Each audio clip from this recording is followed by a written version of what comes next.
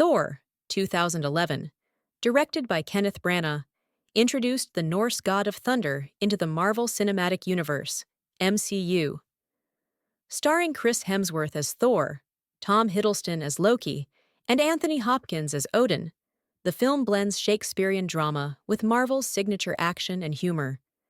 But does Thor succeed in launching the character into the mainstream, or does it struggle under the weight of its mythological themes?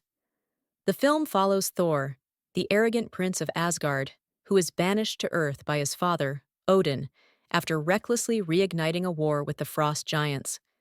Stripped of his hammer, Mjolnir, and his godly powers, Thor must learn humility while stranded in a small New Mexico town.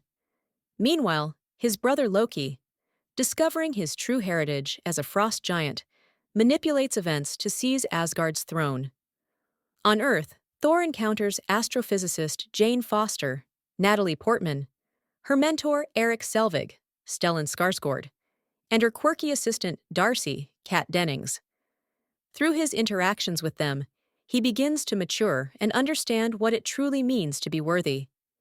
However, when Loki sends the fearsome destroyer to eliminate Thor, he must prove himself and reclaim his power.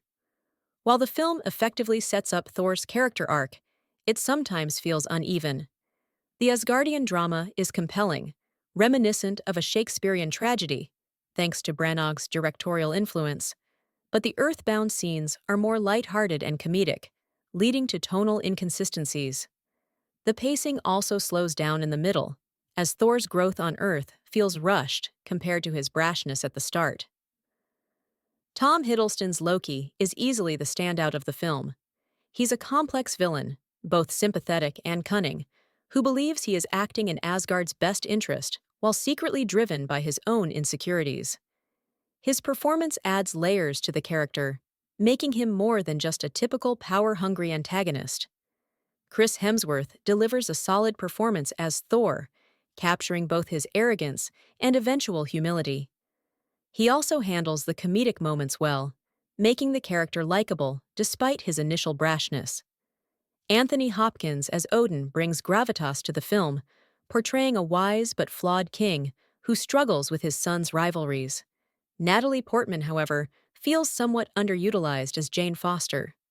While her chemistry with Hemsworth is decent, her character is more of a plot device than a fully developed love interest. Kat Dennings' Darcy provides comic relief, though her humor can feel forced at times. Thor successfully introduces audiences to the cosmic side of the MCU, while balancing mythology with superhero action. The world-building in Asgard is visually impressive, featuring golden palaces, the majestic Bifrost Bridge, and intricate costumes that add to the film's grandeur. However, the contrast between the epic Asgardian sequences and the smaller, more grounded scenes in New Mexico can feel jarring. The action is well choreographed, particularly in the opening battle against the Frost Giants and Thor's climactic fight against Loki. However, the final battle lacks the high stakes of later MCU films, as it feels more like a personal conflict rather than a world-ending threat.